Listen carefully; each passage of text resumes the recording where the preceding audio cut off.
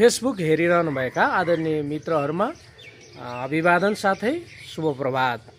आज म तपाईहरुको बीचमा हाम्रो आशिका दिदीको विषयमा केही कुरा बोल्न चाहन्छु।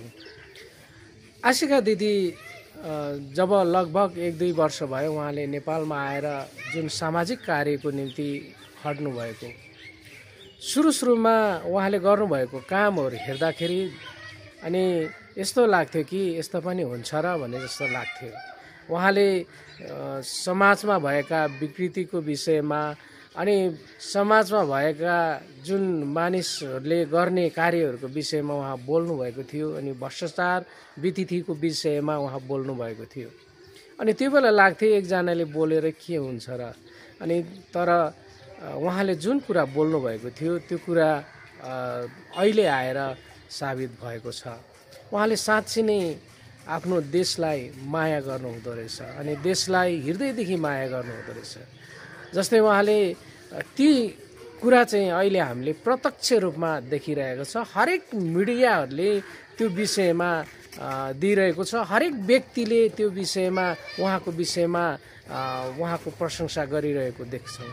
किनभने उहाँले त्यस्तै काम गर्नुभएको छ जुन समाजलाई चाहिने कुराहरू, एउटा राष्ट्रले गर्नुपर्ने, एउटा देशले गर्नुपर्ने, एउटा गाउँपालिकाले गर्नुपर्ने, अनि एउटा स्थानीय सरकारले गर्नुपर्ने, प्रदेश सरकारले गर्नुपर्ने, केन्द्रीय सरकारले गर्नुपर्ने काम चाहिँ उहाँले गरिरहनु भएको छ।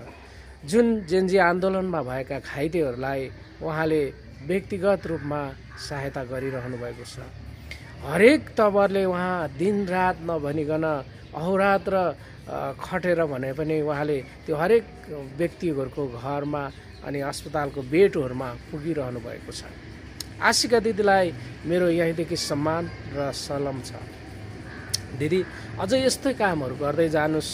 तपाईलाई साँच्चै नै 3 करोड नेपालीले तपाईलाई सम्मान गर्नेछ। 3 करोड नेपालीको ढुकढुकी हो तपाईँ। तपाईले अझै राम्रो काम गर्दै जानुस्। हाम्रो साथ र सपोर्ट छ। र आशिका दिदीको साँच्चै नै काम हेर्ने हो भने यो सानोतिनो मान्छेले गर्न सक्ने काम होइन। यो काम गर्नको लागि चाहिँ साँच्चै नै हृदय चाहिन्छ। किनभने यहाँ कयौं सम्पत्ति भएका व्यक्तिहरू छन्, करोडौं अरबौं सम्पत्ति भएका व्यक्तिहरू छन्। उनीहरूले पनि चाहेको भए गर्न सक्थ्यो। किनभने उनीहरूको त्यो भित्र मन छैन, सहायता गर्ने मन छैन। अनि समाज सेवा, समाजको लागि काम गर्ने उनीहरूको मन छैन। तर आशिका दिदीसँग त्यो मन छ जसले दिन दुखी र गरिबहरूको विषयमा उहाँ हरेक समय कसरी हुन्छ सहायता गर्नको लागि उहाँ तयार हुनुहुन्छ। त्यसकारणले गर्दाखेरि आशिका दिदीको जस्तै सबैको हृदय र मन भएको भए साँच्चै नै यो देशमा हरेक दिन दुखी गरिबहरूले पनि सहुलियत पाउने थियो, उनीहरूले पनि बाँच्ने आधार हुने थियो र उनीहरू पनि यो देशको अरूसरा बाँच्ने र खुसी भएर बाँच्न पाउने थिए भन्ने मलाई लाग्छ।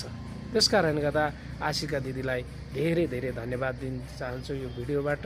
हजुरहरूलाई के लाग्छ आफ्नो प्रतिक्रिया दिनुहोला। हुन्छ, धन्यवाद।